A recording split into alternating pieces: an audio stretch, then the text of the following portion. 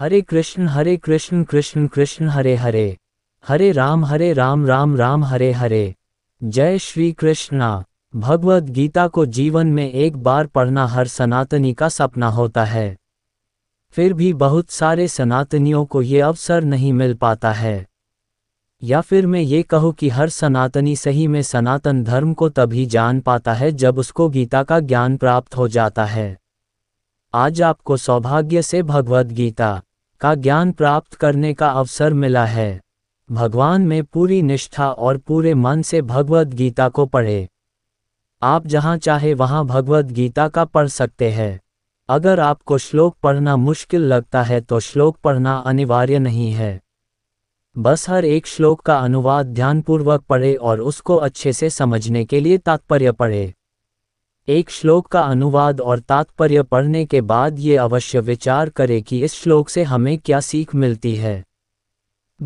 ना कुछ सीखे, केवल पढ़ते जाना न पढ़ने के बराबर ही है। तो जिस भी श्लोक से जो सीखने को मिलता है उसे ग्रहण करे। भगवद गीता कैसे और कितने दिन में पढ़े? पहले भगवान श्री कृष्ण को साक्षी मानकर ये निश्चय करे कि बड़ी आज से रोज मुझे भगवद गीता का एक अध्याय पढ़ना है, चाहे कुछ भी हो जाए, मुझे रोज एक अध्याय पढ़ना ही है। कुछ अध्याय पढ़ने में थोड़ा ज़्यादा समय लग सकता है, फिर भी धैर्य रखे और पढ़ते रहे। बहुत बार आपका मन करेगा कि आज 2-3 अध्याय पढ़ ले, पर ऐसा करने से आप सभी अध्यायों में जो बताया गया है वो पूरी तरह से ग्रहण नहीं कर पाएंगे।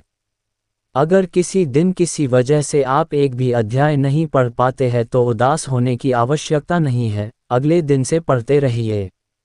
अगर हो सके तो सोशल मीडिया पे रोज पोस्ट करें और ये स्टेटस लगाए कि आपने आज भगवद गीता का ये अध्याय पढ़ लिया है, और सनातन धर्म के और लोगों को भी भगवद गीता पढ़ने के लिए प्रेरित करें। धर्म के इस कार्य के लिए मैं भगवान से प्रार्थना करता हूँ कि भगवान आपको गीता का ज्ञान प्राप्त करने में सहायता करे और आपके जीवन की हर समस्या का निवारण करे। जय श्री कृष्णा। श्रीमद् भागवत गीता का पहला अध्याय। श्लोक 1। धृतराष्ट्र उवाच धर्मक्षेत्रे कुरुक्षेत्रे संवेता युयुत्सव माम का पांडवाश्चैव किम कुर्वत संजय। इसका अनुवाद है, धृतराष्ट्र ने कहा, हे संजय, धर्मभूमि कुरुक्षेत्र में युद्ध की इच्छा से एकत्र हुए मेरे तथा पांडु के पुत्रों ने क्या किया। इसका तात्पर्य है, भगवद गीता एक बहुपठित आस्तिक विज्ञान है जो गीता महात्म्य में सार रूप में दिया हुआ है। इसमें ये उल्लेख है कि मनुष्य को चाहिए कि वह श्री कृष्ण के भक्त की सहायता से संवीक्षण करते हुए भगवद गीता का अध्ययन करे और स्वार्थ प्रेरित व्याख्याओं के बिना उसे समझने का प्रयास करे। अर्जुन ने जिस प्रकार से साक्षात भगवान कृष्ण से गीता सुनी और उसका उपदेश ग्रहण किया, इस प्रकार की स्पष्ट अनुभूति का उदाहरण भगवद गीता में ही है। यदि उसी गुरु परंपरा से निजी स्वार्थ से प्रेरित हुए बिना किसी को भगवद गीता समझने का सौभाग्य प्राप्त हो तो वह समस्त वैदिक ज्ञान तथा विश्व के समस्त शास्त्रों के अध्ययन को पीछे छोड़ देता है। पाठक को भगवद गीता में न केवल अन्य शास्त्रों की सारी बातें मिलेंगी अपितु ऐसी बातें भी मिलेंगी जो अन्यत्र कहीं उपलब्ध नहीं हैं। यही गीता का विशिष्ट मानदंड है। स्वयं भगवान श्री कृष्ण द्वारा साक्षात उच्चरित होने के कारण ये पूर्ण आस्तिक विज्ञान है। महाभारत में वर्णित धृतराष्ट्र तथा संजय की वार्ताएं इस महान दर्शन के मूल सिद्धांत का कार्य करती हैं।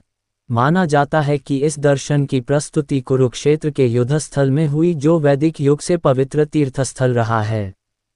इसका प्रवचन भगवान द्वारा मानव जाति के पथ प्रदर्शन हेतु तब किया गया जब वे इस लोक में स्वयं उपस्थित थे।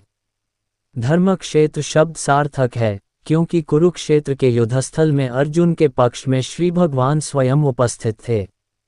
कौरवों का पिता धृतराष्ट्र अपने पुत्रों की विजय की संभावना के विषय में अत्यधिक संदिग्ध था। अतः इसी संदेह के कारण उसने अपने सचिव से पूछा, उन्होंने क्या किया। वह आश्वस्त था कि उसके पुत्र तथा उसके छोटे भाई पांडु के पुत्र कुरुक्षेत्र की युद्ध भूमि में निर्णयात्मक संग्राम के लिए एकत्र हुए हैं। फिर भी उसकी जिज्ञासा सार्थक है। वह नहीं चाहता था कि भाइयों में कोई समझौता हो, अतः वह युद्धभूमि में अपने पुत्रों की नियति, भाग्य, भावी के विषय में आश्वस्त होना चाह रहा था। चूंकि इस युद्ध को कुरुक्षेत्र में लड़ा जाना था, जिसका उल्लेख वेदों में स्वर्ग के निवासियों के लिए भी तीर्थस्थल के रूप में हुआ है, अतः धृतराष्ट्र अत्यंत भयभीत था कि इस पवित्र स्थल का युद्ध के परिणाम पर न जाने कैसा प्रभाव पड़े। उसे भली भांति ज्ञात था कि इसका प्रभाव अर्जुन तथा पांडु के अन्य पुत्रों पर अत्यंत अनुकूल पड़ेगा, क्योंकि स्वभाव से वे सभी पर छोटे उन्यात्मा थे। संजय श्री व्यास का शिष्य था, अतः उनकी कृपा से संजय धृतराष्ट्र के कक्ष में बैठे बैठे कुरुक्षेत्र के युद्धस्थल का दर्शन कर सकता था। इसीलिए धृतराष्ट्र ने उससे युद्धस्थल की स्थिति के विषय में पूछा। पांडव तथा धृतराष्ट्र के पुत्र दोनों ही एक वंश से संबंधित हैं, किंतु यहाँ पर धृतराष्ट्र के वाक्य से उसके मनोभाव प्रकट होते हैं। उसने जानबूझकर अपने पुत्रों को कुरु कहा और पांडु के पुत्रों को वंश के उत्तराधिकार से विलग कर दिया। इस तरह पांडु के पुत्रों अर्थात अपने भतीजों के साथ धृतराष्ट्र की विशिष्ट मन स्थिति समझी जा सकती है।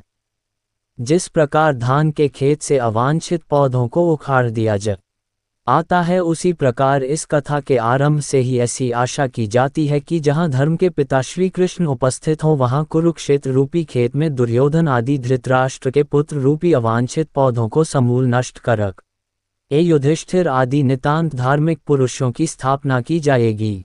यहाँ धर्मक्षेत्र तथा कुरुक्षेत्र शब्दों की उनकी ऐतिहासिक तथा वैदिक महत्ता के अतिरिक्त यही सार्थकता है।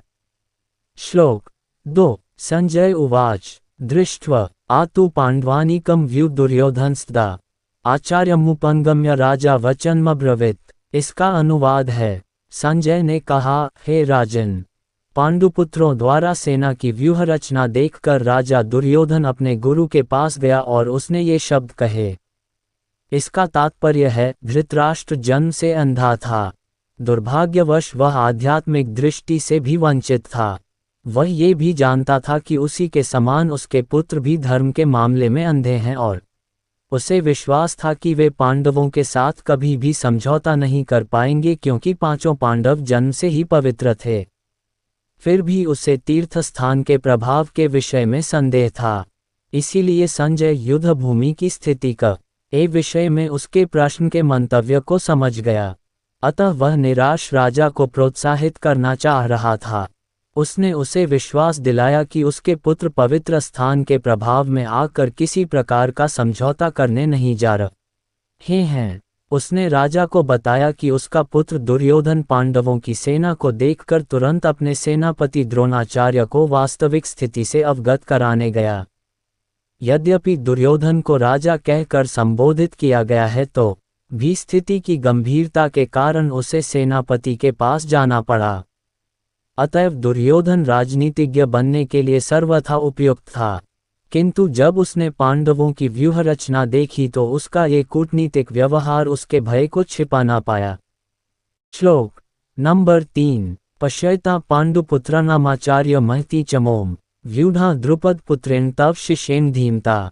अनुवाद, हे आचार्य, पांडुपुत्रों की विशाल सेना को देखें, जिसे आपके बुद्धिमान शिष्य द्रुपद के पुत्र ने इतने कौशल से व्यवस्थित किया है। तात्पर्य, परम राजनीतिज्ञ दुर्योधन महान ब्राह्मण सेनापति द्रोणाचार्य के दोषों को इंगित करना चाहता था। अर्जुन की पत्नी द्रौपदी के पिता राजा द्रुपद के साथ द्रोणाचार्य का कुछ राजनीतिक झगड़ा था। इस झगड़े के फलस्वरूप द्रुपद ने एक महान यज्ञ संपन्न किया, जिससे उसे एक ऐसा पुत्र प्राप्त होने का वरदान मिला जो द्रोणाचार्य का वध कर सके। द्रोणाचार्य इसे भली भांति जानता था, किंतु जब द्रुपद का पुत्र धृष्टद्युम्न युद्ध शिक्षा के लिए उसको सौंपा गया तो द्रोणाचार्य को उसे अपने सारे सैनिक रहस्य प्रदान करने में कोई झिझक नहीं हुई। अब धृष्टद्युम्न कुरुक्षेत्र की युद्धभूमि में पांडवों का पक्ष ले रहा था और उसने द्रोणाचार्य से जो कला सीखी थी उसी के आधार पर उसने यह व्यूह रचना की थी। दुर्योधन ने द्रोणाचार्य की इस दुर्बलता की ओर इंगित किया, जिससे वह युद्ध में सजग रहे और समझौता न करे। इसके द्वारा वह द्रोणाचार्य को ये भी बताना चाह रहा था कि कहीं वह अपने प्रिय शिष्य पांडवों के प्रति युद्ध में उदारता न दिखा बैठे। विशेष रूप से अर्जुन उसका अत्यंत प्रिय एवं तेजस्वी शिष्य था। दुर्योधन ने ये भी चेतावनी दी कि युद्ध में इस प्रकार की उदारता से हार हो सकती है। श्लोक नंबर 4। अत्र शूर महेश्वासा भीमार्जुन समायुधि युयुधानो विराटश्च द्रुपदश्च महारथः। अनुवाद। इस सेना में भीम तथा अर्जुन के समान युद्ध करने वाले अनेक वीर धनुर्धर हैं, यथा महारथी युयुधान, विराट तथा द्रुपद। तात्पर्य। यद्यपि युद्धकला में द्रोणाचार्य की महान शक्ति के समक्ष धृष्टद्युम्न महत्वपूर्ण बाधक नहीं था, किंतु ऐसे अनेक योद्धा थे जिनसे भय था। दुर्योधन इन्हें विजय पथ में अत्यंत बाधक बताता है, क्योंकि इनमें से प्रत्येक योद्धा भीम तथा अर्जुन के समान दुर्जय था। उसे भीम तथा अर्जुन के बल का ज्ञान था, इसीलिए वह अन्यों की तुलना इन दोनों से करता है। श्लोक नंबर 5। धृष्टकेतुश्च कितानः काशीराज शच वीर्यवान पुरुजित कुंतिभोजश्च शाब्यश्च नरपुंगवः। इसका अनुवाद है, इनके साथ ही धृष्टकेतु, चेकितान, काशीराज, पुरुजित, कुंतिभोज तथा शाब्य जैसे महान शक्तिशाली योद्धा भी हैं। श्लोक नंबर 6। युधामन्युश्च विक्रांत उत्तमौजाश्च वीर्यवान सौभद्रो द्रौपदेयाश्च सर्वैव महारथाः। इसका अनुवाद है, पराक्रमी युधामन्यु, अत्यंत शक्तिशाली उत्तमौजा, सुभद्रा का पुत्र तथा द्रौपदी के पुत्र, ये सभी महारथी हैं। श्लोक नंबर 7। अस्माकं तु विशिष्टा ये तान्निबोध द्विजोतम नायिका मम सैन्यस्य संज्ञात तानब्रवीमि ते। इसका अनुवाद है, किंतु हे ब्राह्मण श्रेष्ठ, आपकी सूचना के लिए मैं अपनी सेना के उन नायकों के विषय में बताना चाहूँगा जो मेरी सेना को संचालित करने में विशेष रूप से निपुण हैं।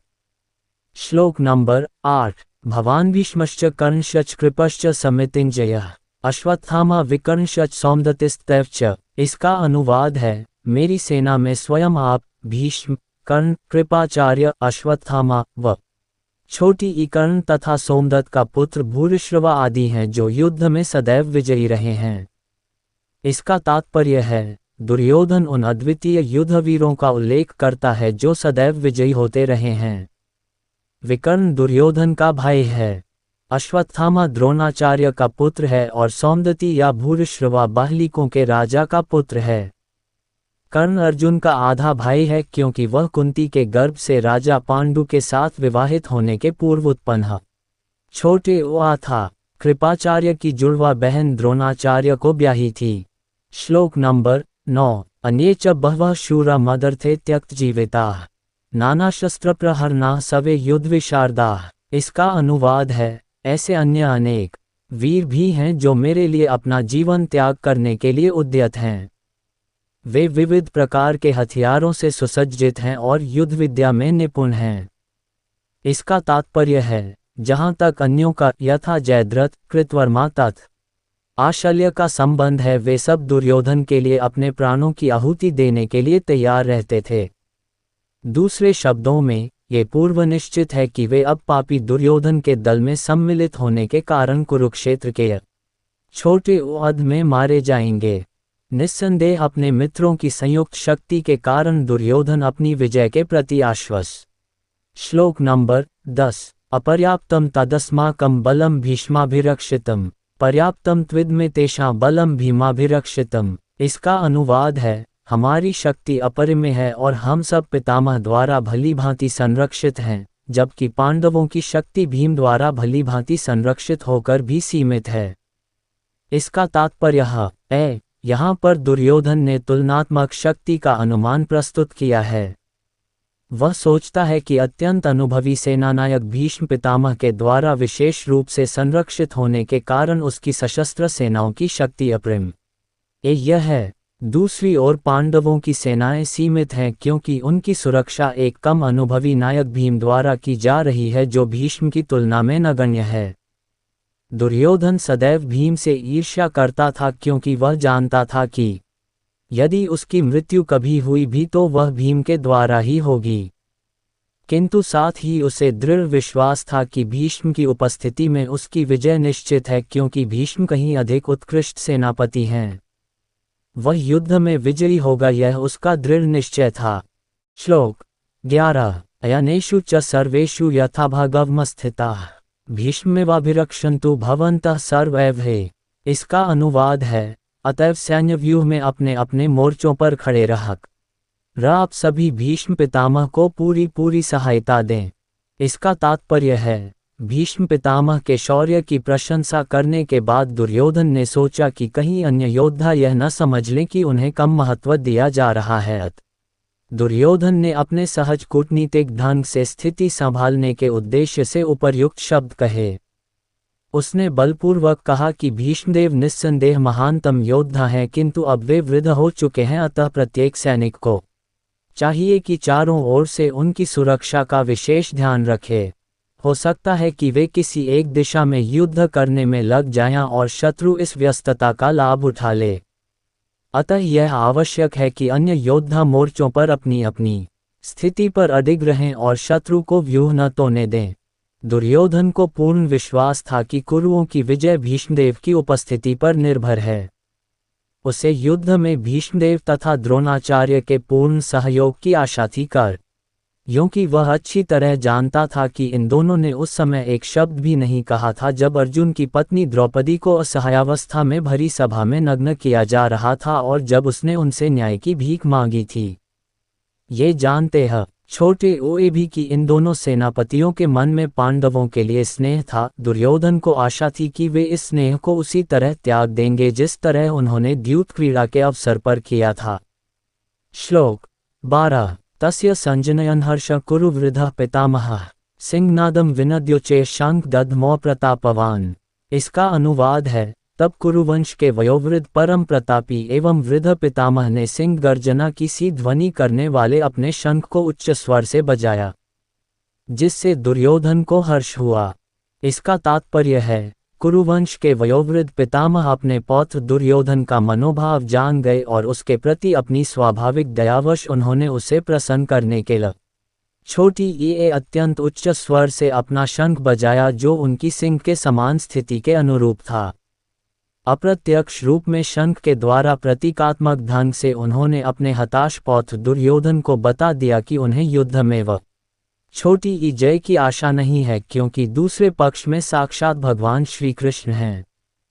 फिर भी युद्ध का मार्गदर्शन करना उनका कर्तव्य था और इस संबंध में वे कोई कसर नहीं रखेंगे।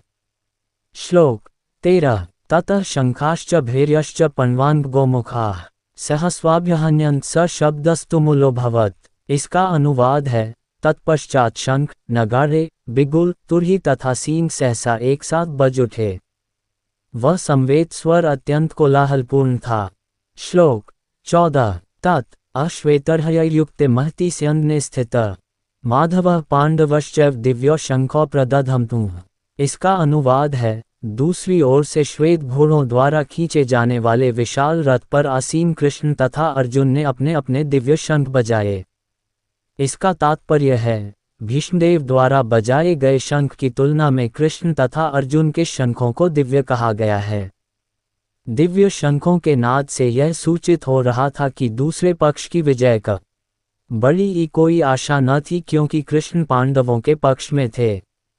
जयस्तु पांडुपुत्राणा येषां पक्षे जनार्दन। जय सदा पांडु के पुत्र जैसों की होती है, क्योंकि भगवान कृष्ण उनके साथ हैं। और जहाँ जहाँ भगवान विद्यमान हैं, वहीं वहीं लक्ष्मी भी रहती हैं, क्योंकि वे अपने पति के बिना नहीं रह सकती। अतः जैसा कि विष्णु या भगवान कृष्ण के शंख द्वारा उत्पन्न दिव्य ध्वनि से सूचित हो रहा था, विजय तथा श्री दोनों ही अर्जुन की प्रतीक्षा कर रही थीं। इसके अतिरिक्त जिस रथ में दोनों मित्र आसीन थे वह अर्जुन को अग्नि देवता द्वारा प्रदत्त था और इससे सूचित हो रहा था कि तीनों लोकों में जहाँ कहीं भी यह जाएगा वहाँ विजय निश्चित है। श्लोक 15 पांचजन्यम ऋषिकेशो देवदत्तम धनंजयः पौंड्रम दधमो महाशंखः भीमकर्मावृकोदरः। इसका अनुवाद है, भगवान कृष्ण ने अपना पांचजन्य शंख बजाया, अर्जुन ने देवदत्त शंख तथा अतिभो जी एवं अतिमानवीय कार्य करने वाले भीम ने पौंड्र नामक भयंकर शंख बजाया। इसका तात्पर्य है, इस श्लोक में भगवान कृष्ण को ऋषिकेश कहा गया है क्योंकि वे ही समस्त इंद्रियों के स्वामी हैं। सारे जीव उनके भी ननांश हैं, अतः जीवों की इंद्रियां भी उनकी इंद्रियों के अंश हैं। चूंकि निर्विशेषवादी जीवों की इंद्रियों का कारण बताने में असमर्थ हैं, इसीलिए वे जीवों को इंद्रियहित या निर्विशेष कहने के लिए उत्सुक रहते हैं। भगवान समस्त जीवों के हृदयों में स्थित होकर उनकी इंद्रियों का निर्देशन करते हैं, किंतु वे इस तरह निर्देशन करते हैं कि जीव उनकी शरण ग्रहण कर ले, और विशुद्ध भक्त की इंद्रियों का तो वे प्रत्यक्ष निर्देशन करते हैं। यहाँ कुरुक्षेत्र की युद्ध भूमि में भगवान कृष्ण अर्जुन की दिव्य इंद्रियों का निर्देशन करते हैं, इसीलिए उनको ऋषिकेश कहा गया है। भगवान के विविध कार्यों के अनुसार उनके भिन्न भिन्न नाम हैं।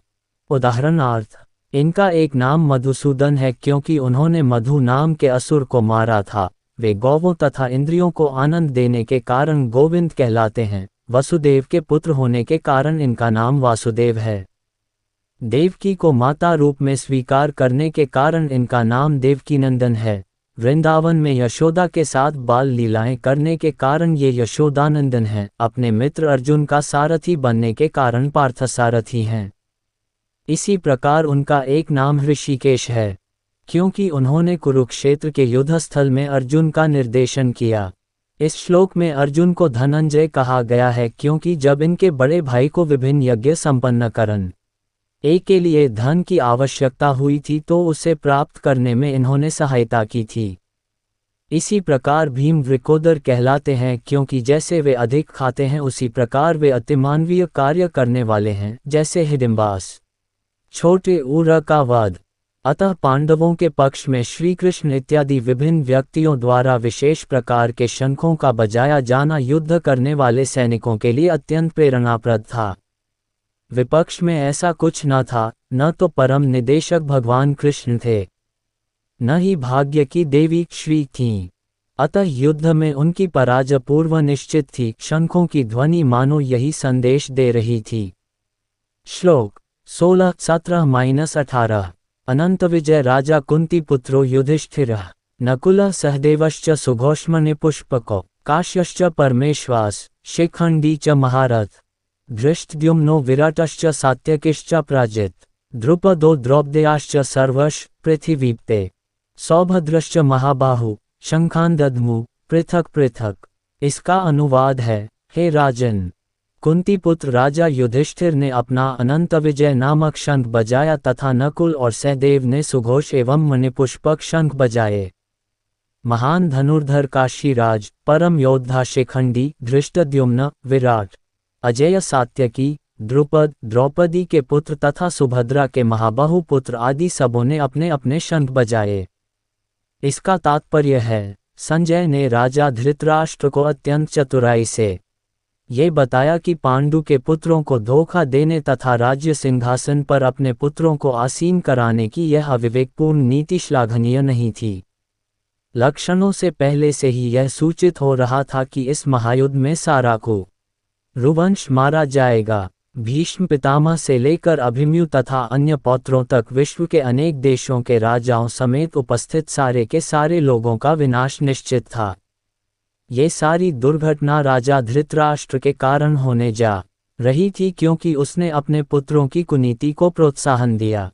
श्लोक 19 सघोषो धार्तराष्ट्राणा हृदयानि व्यदारयत नभशच पृथिवी चैव तुमुलोभ्यानुनादयन। इसका अनुवाद है, इन विभिन्न शंखों की ध्वनि कोलाहलपूर्ण बन गई जो आकाश तथा पृथ्वी को शब्दायमान करती हुई धृतराष्ट्र के पुत्रों के हृदयों को विदीर्ण करने लगी। इसका तात्पर्य है, जब भीष्म तथा दुर्योधन के पक्ष के अन्य वीरों ने अपने अपने शंख बजाए तो पांडवों के हृदय विदीर्ण नहीं हुए।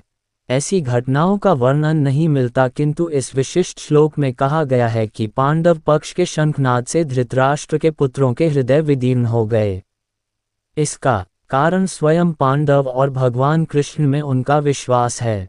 परमेश्वर की शरण ग्रहण करने वाले को किसी प्रकार का भय नहीं रह जाता, चाहे वह कितनी ही विपत्ति में क्यों न हो। श्लोक 20 अथ व्यवस्थितान् दृष्ट्वा धार्तराष्ट्रान् कपिध्वजः प्रवृत्ते शस्त्रसम्पाते धनुरुद्यम्य पांडवः ऋषिकेशं तदा वाक्यमिदमाह महीपते। इसका अनुवाद है, उस समय हनुमान से अंकित ध्वजा लगे रथ पर आसीन पांडुपुत्र अर्जुन अपना धनुष उठाकर तीर चलाने के लिए उद्यत हुआ। हे राजन, धृतराष्ट्र के पुत्रों को व्यूह में खड़ा देखकर अर्जुन ने श्री कृष्ण से ये वचन कहे। इसका तात्पर्य है, युद्ध प्रारंभ होने ही वाला था। उपर्युक्त कथन से ज्ञात होता है कि पांडवों की सेना की अप्रत्याशित व्यवस्था से धृतराष्ट्र के पुत्र बहुत कुछ निरुत्साहित थे, क्योंकि युद्धभूमि में पांडवों का निर्देशन भगवान कृष्ण के आदेशानुसार हो रहा था। अर्जुन की ध्वजा पर हनुमान का चिन्ह भी विजय का सूचक है, क्योंकि हनुमान ने राम तथा रावण युद्ध में राम की सहायता की थी, जिससे राम विजयी हुए थे। इस समय अर्जुन की सहायता के लिए उनके रथ पर राम तथा हनुमान दोनों उपस्थित थे। भगवान कृष्ण साक्षात राम हैं और जहाँ भी राम रहते हैं वहाँ उनका नित्य सेवक हनुमान होता है तथा उनकी नित्य संगिनी वैभव की देवी सीता उपस्थित रहती हैं। अतः अर्जुन के लिए किसी भी शत्रु से भय का कोई कारण नहीं था। इससे भी अधिक इंद्रियों के स्वामी भगवान कृष्ण निर्देश देने के लिए साक्षात उपस्थित थे। इस प्रकार अर्जुन को युद्ध करने के मामले में सारा सत्परामर्श प्राप्त था। ऐसी स्थितियों में, जिनकी व्यवस्था भगवान ने अपने शाश्वत भक्त के लिए की थी, निश्चित विजय के लक्षण स्पष्ट थे। श्लोक 21-22 अर्जुन उवाच सेनयोरुभयोः मध्ये रथ स्थापयमेच्युत यावदेतान् निरीक्ष्य योद्धुकामानवस्थितान् कैर्मया सह योद्धव्यमस्मिन् रणसमुद्यमे। इसका अनुवाद है, अर्जुन ने कहा, हे अच्युत, कृपा करके मेरा रथ दोनों सेनाओं के बीच ले चलें, जिससे मैं यहाँ उपस्थित युद्ध की अभिलाषा रखने वालों को और शस्त्रों की इस महान परीक्षा में, जिनसे मुझे संघर्ष करना है, उन्हें देख सकूं। इसका तात्पर्य है, यद्यपि श्री कृष्ण साक्षात श्री भगवान हैं, किंतु वे हेतु की कृपावश अपने मित्र की सेवा में लगे हुए थे। वे अपने भक्तों पर स्नेह दिखाने में कभी नहीं चूकते। इसीलिए अर्जुन ने उन्हें अच्युत कहा है। सारथी रूप में उन्हें अर्जुन की आज्ञा का पालन करना था और उन्होंने इसमें कोई संकोच नहीं किया, अतः उन्हें अच्युत कहकर संबोधित किया गया है। यद्यपि उन्होंने अपने भक्त का सारथी पद स्वीकार किया था, किंतु इससे उनकी परम स्थिति अक्षुण्ण बनी रही। प्रत्येक परिस्थिति में वे इंद्रियों के स्वामी श्री भगवान ऋषिकेश हैं। भगवान तथा उनके सेवक का संबंध अत्यंत मधुर एवं दिव्य होता है। सेवक स्वामी की सेवा करने के लिए सदैव उद्यत रहता है और भगवान भी भक्त की कुछ न कुछ सेवा करने की कोशिश में रहते हैं। वे इसमें विशेष आनंद का अनुभव करते हैं कि वे स्वयं आज्ञादाता न बने, अपितु उनके शुद्ध भक्त उन्हें आज्ञा दें। चूंकि वे स्वामी हैं, अतः सभी लोग उनके आज्ञापालक हैं और उनके ऊपर उनको आज्ञा देने वाला कोई नहीं है। किंतु जब वे देखते हैं कि उनका शुद्ध भक्त आज्ञा दे रहा है तो उन्हें दिव्य आनंद मिलता है, यद्यपि वे समस्त परिस्थितियों में अच्युत रहने वाले हैं। भगवान का शुद्ध भक्त होने के कारण अर्जुन को अपने बंधु बांधवों से युद्ध करने की तनिक भी इच्छा न थी, किंतु दुर्योधन द्वारा शांतिपूर्ण समझौता न करके हठधर्मिता पर उतारू होने के कारण उसे युद्धभूमि में आना पड़ा। अतः वह ये जानने के लिए अत्यंत उत्सुक था कि युद्धभूमि में कौन कौन से अग्रणी व्यक्ति उपस्थित हैं। यद्यपि युद्ध भूमि में शांति प्रयासों का कोई प्रश्न नहीं उठता, तो भी वह उन्हें फिर से देखना चाह रहा था और ये देखना चाह रहा था कि वे इस अवांछित युद्ध पर किस हद तक तुले हुए हैं।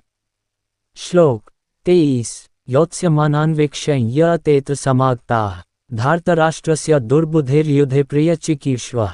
इसका अनुवाद है, मुझे उन लोगों को देखने दीजिए जो यहाँ पर धृतराष्ट्र के दुर्बुद्धि पुत्र दुर्योधन को प्रसन्न करने की इच्छा से लेने के लिए आए हुए हैं। इसका तात्पर्य है, ये सर्वविदित था कि दुर्योधन अपने पिता धृतराष्ट्र की सांठगांठ से पापपूर्ण योजनाएं बनाकर पांडवों के राज्य को हड़पना चाहता था। अतः जिन समस्त लोगों ने दुर्योधन का पक्ष ग्रहण किया था, वे उसी के समान धर्मा रहे होंगे। अर्जुन युद्ध प्रारंभ होने के पूर्व ये तो जान ही लेना चाहता था कि कौन कौन से लोग आए हुए हैं, किंतु उनके समक्ष समझौता का प्रस्ताव रखने कि उसकी कोई योजना नहीं थी। ये भी तथ्य था कि वह उनकी शक्ति का, जिसका उसे सामना करना था, अनुमान लगाने की दृष्टि से उन्हें देखना चाह रहा था, यद्यपि उसे अपनी विजय का विश्वास था क्योंकि कृष्ण उसकी बगल में विराजमान थे। श्लोक 24। संजय उवाच एवं मुक्तो हृषिकेशो गुडाकेशेन भारत सेनयोरुभयो मध्ये स्थापयित्वा रथोत्तमम्। इसका अनुवाद है, संजय ने कहा, हे भरतवंशी, अर्जुन द्वारा इस प्रकार संबोधित किए जाने पर भगवान कृष्ण ने दोनों दलों के बीच में उस उत्तम रथ को लाकर खड़ा कर दिया। इसका तात्पर्य है, इस श्लोक में अर्जुन को गुडाकेश कहा गया है। गुडाका का अर्थ है नींद और जो नींद को जीत लेता है वह गुडाकेश है। नींद का अर्थ अज्ञान भी है। अतः अर्जुन ने कृष्ण की मित्रता के कारण नींद तथा अज्ञान दोनों पर विजय प्राप्त की थी। कृष्ण के भक्त के रूप में वह कृष्ण को क्षण भर भी नहीं भुला पाया क्योंकि भक्त का स्वभाव ही ऐसा होता है। यहाँ तक कि चलते अथवा सोते हुए भी कृष्ण के नाम, रूप, गुणों तथा लीलाओं के चिंतन से भक्त कभी मुक्त नहीं रह सकता। अतः कृष्ण का भक्त उनका निरंतर चिंतन करते हुए नींद तथा अज्ञान दोनों को जीत सकता है। इसी को कृष्ण भावनामृत या समाधि कहते हैं। प्रत्येक जीव की इंद्रियों तथा मन के निर्देशक अर्थात ऋषिकेश के रूप में कृष्ण अर्जुन के मंतव्य को समझ गए कि वह क्यों सेनाओं के मध्य में रथ को खड़ा करना चाहता है। अतः उन्होंने वैसा ही किया और फिर वे इस प्रकार बोले। श्लोक 25। भीष्म द्रोण प्रमुखतः सर्वेषां च महीक्षिताम् उवाच पार्थ पश्यतान् संवेतान् कुरुनिति। इसका अनुवाद है, भीष्म, द्रोण तथा विश्व भर के अन्य समस्त राजाओं के सामने भगवान ने कहा कि हे पार्थ, यहाँ पर एकत्र सारे कुरुओं को देखो। इसका तात्पर्य है, समस्त जीवों के परमात्मा स्वरूप भगवान कृष्ण ये जानते थे कि अर्जुन के मन में क्या बीत रहा है। इस प्रसंग में ऋषिकेश शब्द का प्रयोग सूचित करता है कि वे सब कुछ जानते थे। इसी प्रकार पार्थ शब्द अर्थात पृथा या कुंती पुत्र भी अर्जुन के लिए प्रयुक्त होने के कारण महत्वपूर्ण है। मित्र के रूप में वे अर्जुन को बता देना चाहते थे कि चूंकि अर्जुन उनके पिता वसुदेव की बहन पृथा का पुत्र था, इसीलिए उन्होंने अर्जुन का सारथी बनना स्वीकार किया था। किंतु जब उन्होंने अर्जुन से कुरुओं को देखो कहा तो इससे उनका क्या अभिप्राय था? क्या अर्जुन वहीं पर रुककर युद्ध करना नहीं चाहता था? कृष्ण को अपनी बुआ पृथा के पुत्र से कभी भी ऐसी आशा नहीं थी। इस प्रकार से कृष्ण ने अपने मित्र की मन स्थिति की पूर्व सूचना परिहासवश दी है। श्लोक 26। तत्रापश्यत् स्थितान् पार्थः पितॄन् पितामहान् आचार्यान् मातुलान् भ्रातृपुत्रान् पौत्रान् सखींस्तथा श्वशुरान् सुहृदश्चैव सेनयोरुभयोऽपि। इसका अनुवाद है, अर्जुन ने वहां पर दोनों पक्षों की सेनाओं के मध्य में अपने चाचा ताओं, पितामहों, गुरुओं, मामाओं, भाइयों, पुत्रों, पौत्रों, मित्रों, ससुरों और शुभचिंतकों को भी देखा। इसका तात्पर्य है, अर्जुन युद्धभूमि में अपने सभी संबंधियों को देख सका। वह अपने पिता के समकालीन भूरिश्रवा जैसे व्यक्तियों, भीष्म तथा सोमदत्त जैसे पितामहों, द्रोणाचार्य तथा कृपाचार्य जैसे गुरुओं, शल्य तथा शकुनी जैसे मामाओं, दुर्योधन जैसे भाइयों, लक्ष्मण जैसे पुत्रों, अश्वत्थामा जैसे मित्रों एवं कृतवर्मा जैसे शुभचिंतकों को देख सका। वह उन सेनाओं को भी देख सका जिनमें उसके अनेक मित्र थे। श्लोक 27। तान् समीक्ष्य स कौन्तेयः सर्वान् बन्धूनवस्थितान् कृपया पर्याविष्टो विषीदन्निदमब्रवीत्। इसका अनुवाद है, जब कुंती पुत्र अर्जुन ने मित्रों तथा संबंधियों की इन विभिन्न श्रेणियों को देखा तो वह करुणा से अभिभूत हो गया और इस प्रकार बोला। श्लोक 28। अर्जुन उवाच दृष्ट्वेम स्वजन कृष्ण युयुत्सु समुपस्थितम् सीदन्ति मम गात्राणि मुख च परिशुष्यति। इसका अनुवाद है, अर्जुन ने कहा, हे कृष्ण, इस प्रकार युद्ध की इच्छा रखने वाले अपने मित्रों तथा संबंधियों को अपने समक्ष उपस्थित देखकर मेरे शरीर के अंग कांप रहे हैं और मेरा मुंह सूखा जा रहा है। इसका तात्पर्य है, यथार्थ भक्ति से युक्त मनुष्य में वे सारे सद्गुण रहते हैं जो सत्पुरुषों या देवताओं में पाए जाते हैं, जबकि अभक्त अपनी शिक्षा तथा संस्कृति के द्वारा भौतिक योग्यताओं में चाहे कितना ही उन्नत क्यों न हो, इन ईश्वरीय गुणों से विहीन होता है। अतः स्वजनों, मित्रों तथा संबंधियों को युद्धभूमि में देखते ही अर्जुन उन सबों के लिए करुणा से अभिभूत हो गया जिन्होंने परस्पर युद्ध करने का निश्चय किया था। जहां तक उसके अपने सैनिकों का संबंध था, वह उनके प्रति प्रारंभ से दयालु था, किंतु विपक्षी दल के सैनिकों की आसन मृत्यु को देखकर वह उन पर भी दया का अनुभव कर रहा था। और जब वह इस प्रकार सोच रहा था तो उसके अंगों में कंपन होने लगा और मुंह सूख गया। उन सब को युद्धाभिमुख देखकर उसे आश्चर्य भी हुआ। प्रायः सारा कुटुंब, अर्जुन के सगे संबंधी उससे युद्ध करने आए थे। यद्यपि इसका उल्लेख नहीं है, किंतु तो भी सहज अनुमान लगाया जा सकता है कि न केवल उसके अंग कांप रहे थे और मुंह सूख रहा था, अपितु वह दयावश रुदन भी कर रहा था। अर्जुन में ऐसे लक्षण किसी दुर्बलता के कारण नहीं, अपितु हृदय की कोमलता के कारण थे, जो भगवान के शुद्ध भक्त का लक्षण है। अतः कहा गया है, यस्यास्ति भक्तिर्भगवत्य किंचन सर्वैर्गुणैस्तत्र समास्ते सुरा हरावभक्तस्य कुतो महद्गुणा मनोरथेन सति धावतो बहि।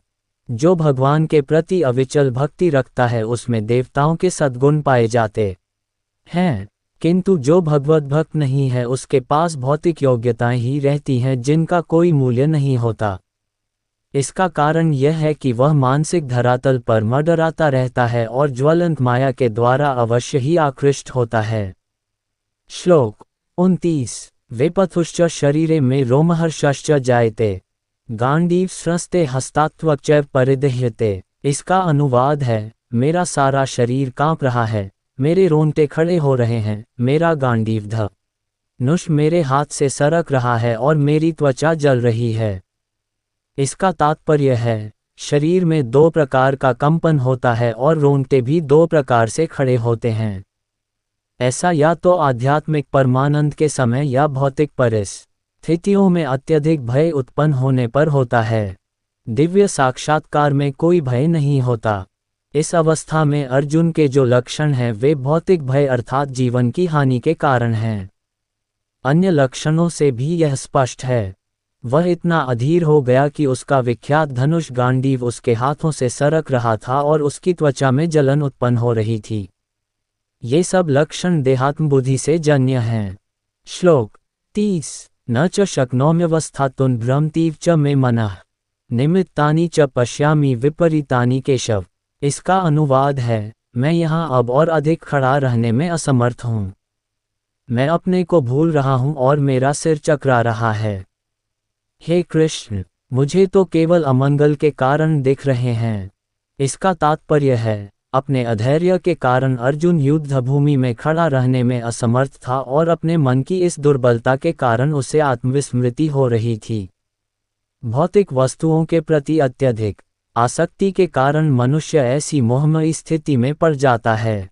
भयम द्वितीयाभिनिवेशत स्यात्। ऐसा भय तथा मानसिक असंतुलन उन व्यक्तियों में उत्पन्न होता है जो भौतिक परिस्थितियों से ग्रस्त होते हैं।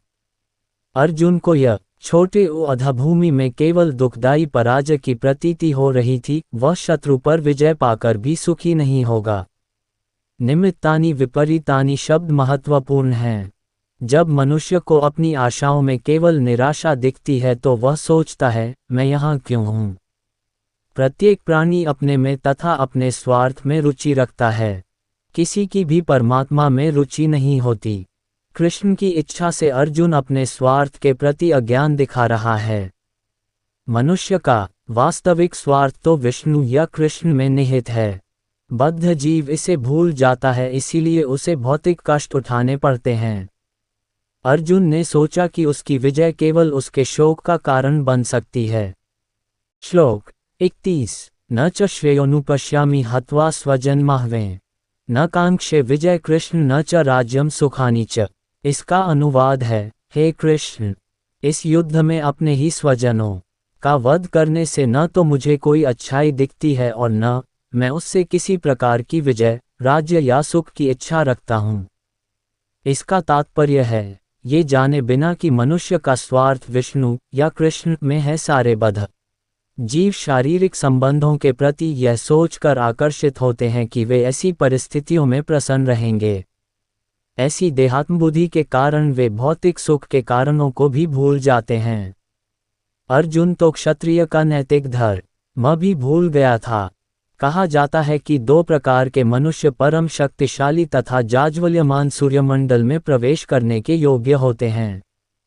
ये हैं, एक तो क्षत्रिय जो कृष्ण की आज्ञा से युद्ध में मरता है तथा दूसरा सन्यासी जो आध्यात्मिक अनुशीलन में लगा रहता है। अर्जुन अपने शत्रुओं को भी मारने से विमुख हो रहा है। अपने संबंधियों की बात तो छोड़ दें, वह सोचता है कि स्वजनों को मारने से उसे जीवन में सुख नहीं मिल सकेगा, अतः वह लेने के लिए इच्छुक नहीं है। जिस प्रकार की भूख न लगने पर कोई भोजन बनाने को तैयार नहीं होता, उसने तो वन जाने का निश्चय कर लिया है जहां वह एकांत में निराशापूर्ण जीवन काट सके। किंतु क्षत्रिय होने के नाते उसे अपने जीवन निर्वाह के लिए राज्य चाहिए, क्योंकि क्षत्रिय कोई अन्य कार्य नहीं कर सकता। किंतु अर्जुन के पास राज्य कहाँ है? उसके लिए तो राज्य प्राप्त करने का एकमात्र अवसर है कि अपने बंधु बांधवों से लड़कर अपने पिता के राज्य का उत्तराधिकार प्राप्त करे, जिसे वह करना नहीं चाह रहा है। इसीलिए वह अपने को जंगल में एकांतवास करके निराशा का एकांत जीवन बिताने के योग्य समझता है।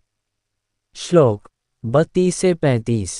कि नो राज्येन गोविंद की भोगैर्जीवितेन वा येषामर्थे कांक्षित नो राज्यम भोगा सुखानि च त इमेव स्थिता युधे प्राणास्त्यक्त्वा धनानि च आचार्याः पितरः पुत्रास्तैव च पितामहाः मातुलाः श्वशुराः पौत्राः श्यालाः सम्बन्धिनस्तथा एतान् हन्तुमिच्छामि घनत्पि मधुसूदन अपि त्रैलोक्यराज्यस्य हेतः किनु मही कृते निहत्य धार्तराष्ट्रान्नः का प्रीते स्याज्जनार्दन।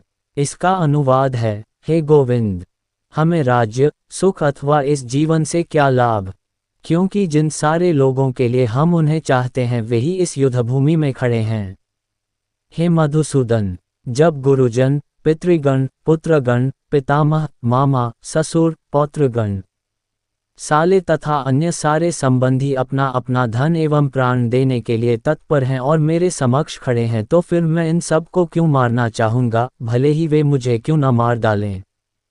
हे जीवों के पालक, मैं इन सबों से लड़ने को तैयार नहीं, भले ही बदले में मुझे तीनों लोक क्यों न मिलते हों। इस पृथ्वी की तो बात ही छोड़ दें। भला धृतराष्ट्र के पुत्रों को मारकर हमें कौन सी प्रसन्नता मिलेगी। इसका तात्पर्य है, अर्जुन ने भगवान कृष्ण को गोविंद कहकर संबोधित किया क्योंकि वे गौवों तथा इंद्रियों की समस्त प्रसन्नता के विषय हैं। इस विशिष्ट शब्द का प्रयोग करके अर्जुन संकेत करता है कि कृष्ण यह समझें कि अर्जुन की इंद्रियां कैसे तृप्त होंगी, किंतु गोविंद हमारी इंद्रियों को तुष्ट करने के लिए नहीं हैं। हाँ, यदि हम गोविंद की इंद्रियों को तुष्ट करने का प्रयास करते हैं तो हमारी इंद्रियां स्वतः तुष्ट होती हैं। भौतिक दृष्टि से प्रत्येक व्यक्ति अपनी इंद्रियों को तुष्ट करना चाहता है और चाहता है कि ईश्वर उसके आज्ञापालक की तरह काम करें, किंतु ईश्वर उनकी तृप्ति वहीं तक करते हैं जितनी के वे पात्र होते हैं, उस हद तक नहीं जितना वे चाहते हैं। किंतु जब कोई इसके विपरीत मार्ग ग्रहण करता है, अर्थात जब वह अपनी इंद्रियों की तृप्ति की चिंता न करके गोविंद की इंद्रियों की तुष्टि करने का प्रयास करता है, तो गोविंद की कृपा से जीव की सारी इच्छाएं पूर्ण हो जाती हैं। यहाँ पर जाति तथा कुटुंबियों के प्रति अर्जुन का प्रगाढ़ स्नेह आंशिक रूप से इन सब के प्रति उसकी स्वाभाविक करुणा के कारण है। अतः वह युद्ध करने के लिए तैयार नहीं है। हर व्यक्ति अपने वैभव का प्रदर्शन अपने मित्रों तथा परिजनों के समक्ष करना चाहता है, किंतु अर्जुन को भय है कि उसके सारे मित्र तथा परिजन युद्धभूमि में मारे जाएंगे और वह विजय के पश्चात उनके साथ अपने वैभव का उपयोग नहीं कर सकेगा। भौतिक जीवन का ये सामान्य लेखा जोखा है, किंतु आध्यात्मिक जीवन इससे सर्वथा भिन्न होता है। चूंकि भक्त भगवान की इच्छाओं की पूर्ति करना चाहता है, अतः भगवद इच्छा होने पर वह भगवान की सेवा के लिए सारे ऐश्वर्य स्वीकार कर सकता है, किंतु यदि भगवद इच्छा न हो तो वह एक पैसा भी ग्रहण नहीं करता। अर्जुन अपने संबंधियों को मारना नहीं चाह रहा था और यदि उनको मारने की आवश्यकता हो तो अर्जुन की इच्छा थी कि कृष्ण स्वयं उनका वध करें। इस समय उसे यह पता नहीं है कि कृष्ण उन सबों को युद्ध भूमि में आने के पूर्व ही मार चुके हैं और अब उसे निमित्त मात्र बनना है। इसका उद्घाटन अगले अध्यायों में होगा। भगवान का असली भक्त होने के कारण अर्जुन अपने अत्याचारी बंधु बांधवों से प्रतिशोध नहीं लेना चाहता था, किंतु ये तो भगवान की योजना थी कि सबका वध हो। भगवत भक्त दुष्टों से प्रतिशोध नहीं लेना चाहते, किंतु भगवान दुष्टों द्वारा भक्त के उत्पीड़न को सहन नहीं कर पाते। भगवान किसी व्यक्ति को अपनी इच्छा से क्षमा कर सकते हैं, किंतु यदि कोई उनके भक्तों को हानि पहुंचाता है तो वे उसे क्षमा नहीं करते। इसीलिए भगवान इन दुराचारियों का वध करने के लिए उद्यत थे, यद्यपि अर्जुन उन्हें क्षमा करना चाहता था। श्लोक 36। पापमेवाश्रयेदस्मान् हत्वैतानात्तैनः तस्मान्नार्हा वयं हन्तुं धार्तराष्ट्रांस बान्धवान् स्वजनहितात् हत्वा सुखिनः स्याम माधव। इसका अनुवाद है, यदि हम ऐसे आत्ताइयों का वध करते हैं तो हम पर पाप चढ़ेगा, अतः यह उचित नहीं होगा कि हम धृतराष्ट्र के पुत्रों तथा उनके मित्रों का वध करें। हे लक्ष्मीपति कृष्ण, इससे हमें क्या लाभ होगा और अपने ही कुटुंबियों को मारकर हम किस प्रकार सुखी हो सकते हैं। इसका तात्पर्य है, वैदिक आदेशानुसार आत्ताई 6 प्रकार के होते हैं। 1 विष देने वाला, 2 घर में अग्नि लगाने वाला, 3 घातक हथियार से आक्रमण करने वाला, 4 धन लूटने वाला, 5 दूसरे की भूमि हड़पने वाला तथा 6 पराई स्त्री का अपहरण करने वाला। ऐसे आत्ताइयों का तुरंत वध कर देना चाहिए, क्योंकि इनके वध से कोई पाप नहीं लगता। आत्ताइयों का इस तरह वध करना किसी सामान्य व्यक्ति को शोभा दे सकता है, किंतु अर्जुन कोई सामान्य व्यक्ति नहीं है। वह स्वभाव से साधु है, अतः वह उनके साथ साधुवत व्यवहार करना चाहता था, किंतु इस प्रकार का व्यवहार क्षत्रिय के लिए उपयुक्त नहीं है। यद्यपि राज्य के प्रशासन के लिए उत्तरदायी व्यक्ति को साधु प्रकृति का होना चाहिए, किंतु उसे कायर नहीं होना चाहिए। उदाहरणार्थ, भगवान राम इतने साधु थे कि आज भी लोग राम राज्य में रहना चाहते हैं, किंतु उन्होंने कभी कायरता प्रदर्शित नहीं की। रावण आत्ताई था, क्योंकि वह राम की पत्नी सीता का अपहरण करके ले गया था। किंतु राम ने उसे ऐसा पाठ पढ़ाया जो विश्व इतिहास में बेजोड़ है। अर्जुन के प्रसंग में विशिष्ट प्रकार के आत्ताइयों से भेंट होती है। ये हैं उसके निजी पितामह, आचार्य, मित्र, पुत्र, पौत्र इत्यादि। इसलिए अर्जुन ने विचार किया कि उनके प्रति वह सामान्य आत्ताइयों जैसा कटु व्यवहार न करे। इसके अतिरिक्त साधु पुरुषों को तो क्षमा करने की सलाह दी जाती है। साधु पुरुषों के लिए ऐसे आदेश किसी राजनीतिक आपातकाल से छोटी ई का महत्व रखते हैं।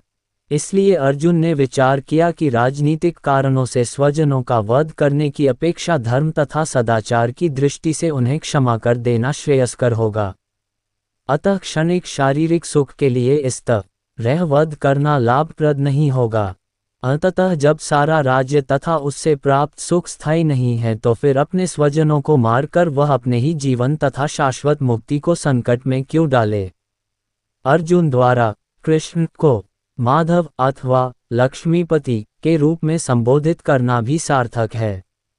वह लक्ष्मीपति कृष्ण को ये बताना चाह रहा था कि वे उसे ऐसा काम करने के लिए प्रेरित न करें जिससे अनिष्ट हो, किंतु कृष्ण कभी भी किसी का अनिष्ट नहीं चाहते, भक्तों का तो कदापि नहीं। श्लोक 37-38। यद्यप्येते न पश्यन्ति लोभोपहचेत्सः कुलक्षयकृत दोषमित्रद्रोहे च पातकम् कथ न ज्ञेयमस्माभिः पापादस्मन्निवर्तितुम् कुलक्षयकृत दोष प्रपश्यद्भिर्जनार्दन। इसका अनुवाद है, हे जनार्दन, यद्यपि लोभ से अभिभूत चित्त वाले ये लोग अपने परिवार को मारने या अपने मित्रों से द्रोह करने में कोई दोष नहीं देखते, किंतु हम लोग जो परिवार के विनष्ट करने में अपराध देख सकते हैं, ऐसे पाप कर्मों में क्यों प्रवृत्त हों। इसका तात्पर्य है, क्षत्रिय से यह आशा नहीं की जाती कि वह अपने विपक्षी दल द्वारा युद्ध करने या जुआ खेलने का आमंत्रण दिए जाने पर मना करे। ऐसी अनिवार्यता में अर्जुन लड़ने से नकार नहीं सकता क्योंकि उसको दुर्योधन के दल ने ललकारा था। इस प्रसंग में अर्जुन ने विचार किया कि हो सकता है कि दूसरा पक्ष इस ललकार के परिणामों के प्रति अनभिज्ञ हो, किंतु अर्जुन को तो दुष्परिणाम दिखाई पड़ रहे थे, अतः वह इस ललकार को स्वीकार नहीं कर सकता। यदि परिणाम अच्छा हो तो कर्तव्य वस्तुतः पालनीय है, किंतु यदि परिणाम विपरीत हो तो हम उसके लिए बाध्य नहीं होते। इन पक्ष विपक्षों पर विचार करके अर्जुन ने युद्ध न करने का निश्चय किया। श्लोक 39। कुलक्षय प्रणश्यन्ति कुलधर्माः सनातनाः धर्मे नष्टे कुलम कृत्स्नम धर्मोभिभवत्युत। इसका अनुवाद है, कुल का नाश होने पर सनातन कुल परंपरा नष्ट हो जाती है और इस तरह शेष कुल भी अधर्म में प्रवृत्त हो जाता है। इसका तात्पर्य है, वर्णाश्रम व्यवस्था में धार्मिक परंपराओं के अनेक नियम हैं जिनकी सहायता से परिवार के सदस्य ठीक से उन्नति करके आध्यात्मिक मूल्यों की उपलब्धि कर सकते हैं। परिवार में जन्म से लेकर मृत्यु तक के सारे संस्कारों के लिए वयोवृद्ध लोग उत्तरदायी होते हैं, किंतु इन वयोवृद्धों की मृत्यु के पश्चात संस्कार संबंधी पारिवारिक परंपराएं रुक जाती हैं और परिवार के जो तरुण सदस्य बचे रहते हैं वे अधर्म में व्यसनों में प्रवृत्त होने से मुक्ति लाभ से वंचित रह सकते हैं। अतः किसी भी कारणवश परिवार के वयोवृद्धों का वध नहीं होना चाहिए। श्लोक 40। अधर्माभिभवात् कृष्ण प्रदुष्यन्ति कुलस्त्रियः स्त्रीषु दुष्टासु वार्ष्णेय जायते वर्णंकरः। इसका अनुवाद है, हे कृष्ण, जब कुल में अधर्म प्रमुख हो जाता है तो कुल की स्त्रियां दूषित हो जाती हैं और स्त्रीत्व के पतन से हे वृष्णिवंशी अवांछित संतानें उत्पन्न होती हैं। इसका तात्पर्य है, जीवन में शांति, सुख तथा आध्यात्मिक उन्नति का मुख्य सिद्धांत मानव समाज में अच्छी संतान का होना है। वर्णाश्रम धर्म के नियम इस प्रकार बनाए गए थे कि राज्य तथा जाति की आध्यात्मिक उन्नति के लिए समाज में अच्छी संतान उत्पन्न हो। ऐसी संतान समाज में सत के सतीत्व और उसकी निष्ठा पर निर्भर करती है। जिस प्रकार बालक सरलता से कुमार्गामी बन जाते हैं, उसी प्रकार स्त्रियां भी पतनोन्मुखी होती हैं। अतः बालकों तथा स्त्रियों दोनों को ही समाज के वयोवृद्धों का संरक्षण आवश्यक है। स्त्रियां विभिन्न धार्मिक प्रथाओं में संलग्न रहने पर व्यभिचारिणी नहीं होंगी। चाणक्य पंडित के अनुसार सामान्यतया स्त्रियां अधिक बुद्धिमान नहीं होती, अतः वे विश्वसनीय नहीं हैं। इसलिए उन्हें विविध कुल परंपराओं में व्यस्त रहना चाहिए और इस तरह उनके सतीत्व तथा अनुरक्ति से ऐसी संतान जन्मेगी जो वर्णाश्रम धर्म में भाग लेने के योग्य होगी। ऐसे वर्णाश्रम धर्म के विनाश से यह स्वाभाविक है कि स्त्रियां स्वतंत्रतापूर्वक पुरुषों से मिल सकेंगी और व्यभिचार को प्रश्रय मिलेगा, जिससे अवांछित संतानें उत्पन्न होंगी। निठल्ले लोग भी समाज में व्यभिचार को प्रेरित करते हैं और इस तरह अवांछित बच्चों की बाढ़ आ जाती है, जिससे मानव जाति पर युद्ध और महामारी का संकट छा जाता है। श्लोक 41। शंकरो नरकायव कुलघ्नाना कुलस्य च पतंती पितरो हेषा लुप्त पिंडद का क्रिया। इसका अनुवाद है, अवांछी संतानों की वृद्धि से निश्चय ही परिवार के लिए तथा पारिवारिक परंपरा को विनष्ट करने वालों के लिए नारकीय जीवन उत्पन्न होता है। ऐसे पतित कुलों के पुरखे पितर लोग गिर जाते हैं क्योंकि उन्हें जल तथा पिंड दान देने की क्रियाएं समाप्त हो जाती हैं। इसका तात्पर्य है, सकौम कर्म के विधि विधानों के अनुसार कुल के पितरों को समय समय पर जल तथा पिंडदान दिया जाना चाहिए। ये दान विष्णु पूजा द्वारा किया जाता है, क्योंकि विष्णु को अर्पित भोजन के उच्छिष्ट भाग प्रसाद के खाने से सारे पाप कर्मों से उद्धार हो जाता है। कभी कभी पितृगण विविध प्रकार के पाप कर्मों से ग्रस्त हो सकते हैं और कभी कभी उनमें से कुछ को स्थूल शर बड़ी ईरा प्राप्त न हो सकने के कारण उन्हें प्रेतों के रूप में सूक्ष्म शरीर धारण करने के लिए बाध्य होना पड़ता है। अतः जब वंशजों द्वारा पितरों को बचा प्रसाद अर्पित किया जाता है तो उनका प्रेत्योनि या अन्य प्रकार के दुखमय जीवन से उद्धार होता है। पितरों को इस तरह की सहायता पहुंचाना कुल परंपरा है और जो लोग भक्ति का जीवन यापन नहीं करते उन्हें ये अनुष्ठान करने होते हैं। केवल भक्ति करने से मनुष्य सैकड़ों क्या हजार रो पितरों को ऐसे संकटों से उबार सकता है। भागवत में कहा गया है, देवर्षि भूताप्तनृणा पितृणा न किंकरो नायमृणी च राजन, सर्वात्मना यह शरण शरण्यम गतो मुकुंद परिहृत्य कर्तम। जो पुरुष अन्य समस्त कर्तव्यों को त्याग कर मुक्ति के दाता मुकुंद के चरण कमलों की शरण ग्रहण करता है और इस पथ पर गंभीरतापूर्वक चलता है, वह देवताओं, मुनियों, सामान्य जीवों, स्वजनों, मनुष्यों या पितरों के प्रति अपने कर्तव्य या ऋण से मुक्त हो जाता है। श्री भगवान की सेवा करने से ऐसे दायित्व अपने आप पूरे हो जाते हैं। इसका श्लोक है 42। दोषैरतः कुलघ्नाना वर्णंकर कार्क्यः उत्साद्यन्ते जातिधर्मा कुलधर्माश्च शाश्वताः। इसका अनुवाद है, जो लोग कुल परंपरा को विनष्ट करते हैं और इस तरह अवांछित संतानों को जन्म देते हैं, उनके दुष्कर्मों से समस्त प्रकार की सामुदायिक योजनाएं तथा पारिवारिक कल्याण कार्य विनष्ट हो जाते हैं। इसका तात्पर्य है, सनातन धर्म या वर्णाश्रम धर्म द्वारा निर्धारित मानव समाज के चारों वर्णों के लिए सामुदायिक योजनाएं तथा पारिवारिक कल्याण कार्य इसलिए नियोजित हैं कि मनुष्य चरम मोक्ष प्राप्त कर सके। अतः समाज के अनुत्तरदायी नायकों द्वारा सनातन धर्म परंपरा के विखंडन से उस समाज में अव्यवस्था फैलती है, फलस्वरूप लोग जीवन के उद्देश्य विष्णु को भूल जाते हैं। ऐसे नायक अंधे कहलाते हैं और जो लोग इनका अनुगमन करते हैं वे निश्चय ही कुव्यवस्था की ओर अग्रसर होते हैं। श्लोक 43।